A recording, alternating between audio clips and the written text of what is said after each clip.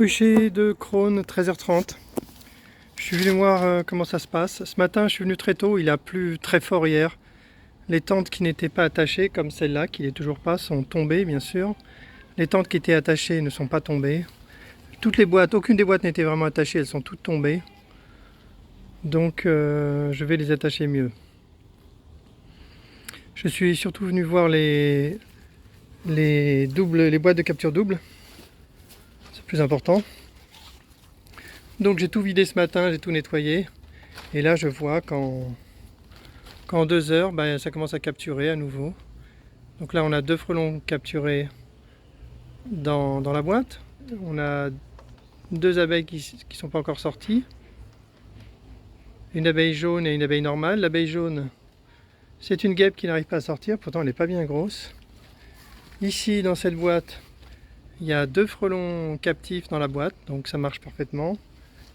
Et ici, on a un frelon captif et quelques abeilles qui ne sont pas encore sorties. Je vais peut-être régler un peu le clapet pour être sympa.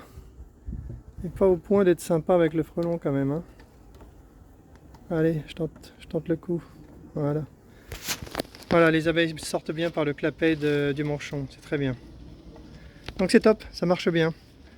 Évidemment, le vrai test de protection du rucher, c'est de se mettre devant les ruches et de vérifier qu'il n'y a pas évidemment pas de blocage de colonies, parce qu'on est en début de saison, ça aurait été étonnant, et pas de frelons en vol stationnaire.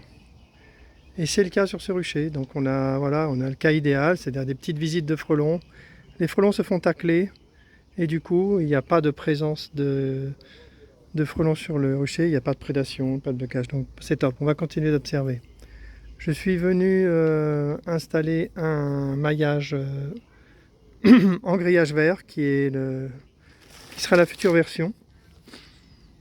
Donc ce matin j'en ai mis un mais il était trop petit. 30 cm c'est pas assez, il faut 33 cm. Donc là j'ai amené 33 cm comme sur cette ruche là. Et là c'est vraiment parfait. Ça sera probablement la version 2025 de la tente. Mais pour cette année on est encore en version 2024 mois d'août, avec le maillage bleu. Et on a décidé avec André de généraliser la boîte double, parce que c'est vraiment bien. Donc on ne va plus vendre que des tentes avec boîte de capture double. On ne pouvait pas le faire avant parce qu'on ne l'avait pas encore testé. La tente là-bas elle bouge, il faut que je mette les tendeurs.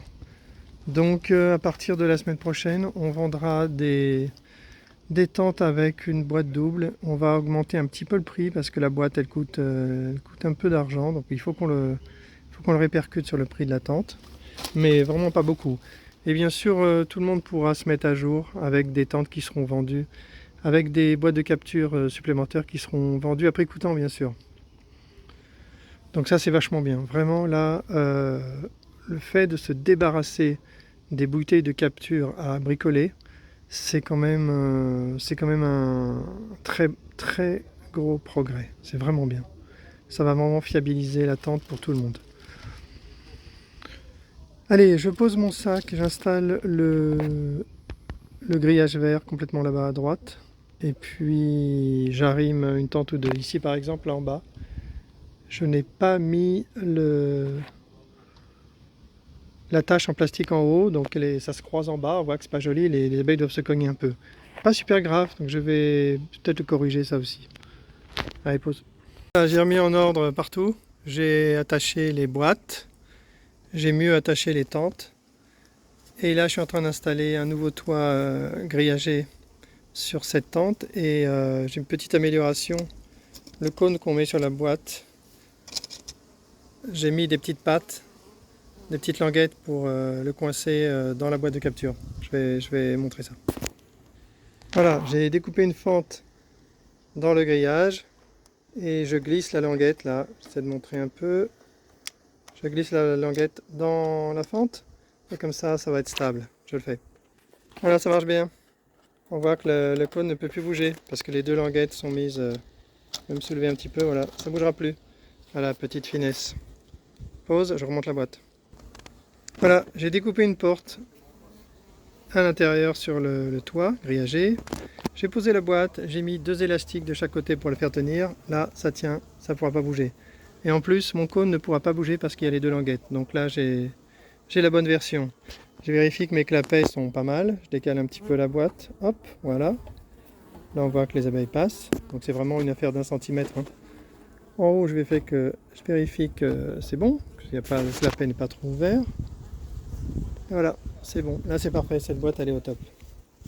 Allez, je m'éloigne un peu. Il y a beaucoup d'abeilles qui montent là. Mais bon, on traverse facilement le maillage vert. Donc c'est plutôt pas mal. Là, depuis tout à l'heure, j'ai pas vu un seul frelon arriver. Hein. Je vais m'éloigner un peu.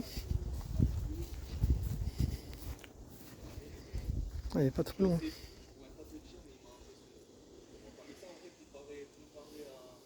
Bon, pour continuer mes tests, je vais aller du côté de Montgeron pour voir comment ça se passe.